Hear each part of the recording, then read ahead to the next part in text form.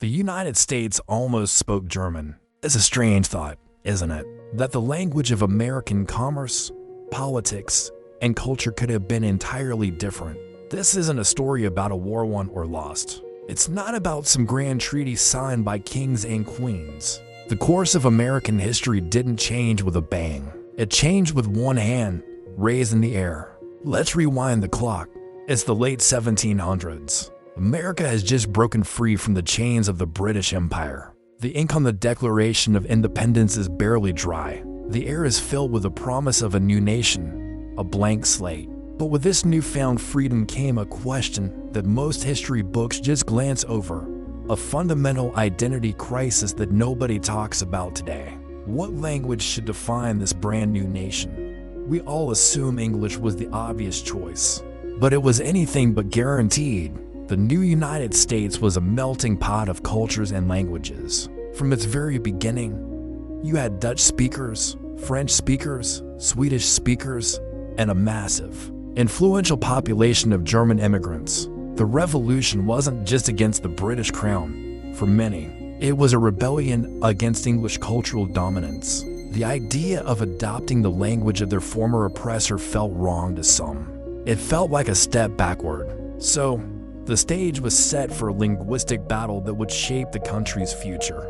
By the late 1700s, you couldn't travel far without hearing German. It was everywhere, in the bustling streets of Pennsylvania, through the farmlands of Virginia, and up into the communities of New York. The German presence wasn't just a whisper, it was a loud, vibrant part of the American fabric.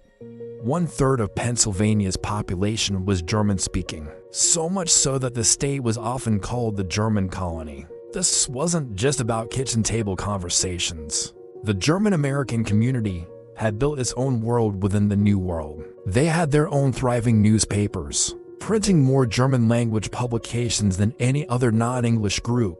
They established their own schools where children were taught in their mother tongue. They built their own churches where sermons echoed in German. It was, without a doubt, the second most spoken language in the young nation. For tens of thousands of people, from shopkeepers to farmers to craftsmen, German was the language of daily life. They were building America, brick by brick, word by word, in their own language. Then came the moment, the decision that almost changed everything. It happened not on a battlefield, but quietly, inside the halls of Congress. A petition was brought before the House of Representatives in 1795. It was from a group of German Americans in Virginia, and their request was simple but revolutionary. They wanted federal laws to be printed in German, alongside English. This wasn't a demand to replace English. It was a push for recognition, for inclusion. They argued that for them to be good, informed citizens, they needed to understand the laws of the land in the language they knew best. The debate that followed was fierce. Some representatives argued it was a practical and fair request. How could you expect citizens to follow laws they couldn't read?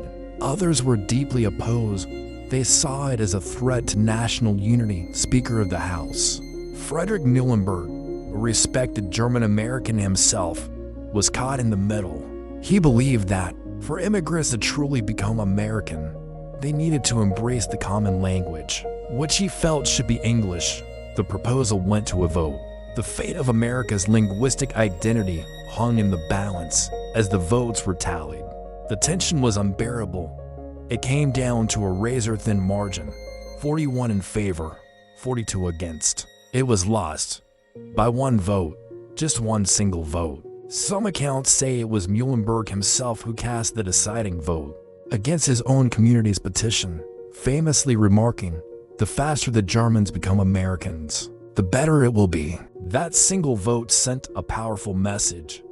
It established English, not by law, but by practice, as the primary language of the United States government. It was a turning point. Had that vote gone the other way, imagine the butterfly effect. Would government services have become bilingual? Would German have gained equal footing, paving the way for a multilingual America from the very start? We can only speculate, but what we do know is that this quiet moment in Congress, this single raised hand, cemented the path toward an English-speaking nation. It wasn't an official declaration, but it was a decision that echoed through the centuries. After the vote, the push for German gradually faded from the national stage. While German communities continued to thrive for many decades, the political momentum was lost. The pressure to assimilate and learn English grew stronger. Over time, with events like World War I and the fueling anti-German sentiment, the language that was once the second voice of America was pushed further into the background, becoming more of a private heritage than a public language.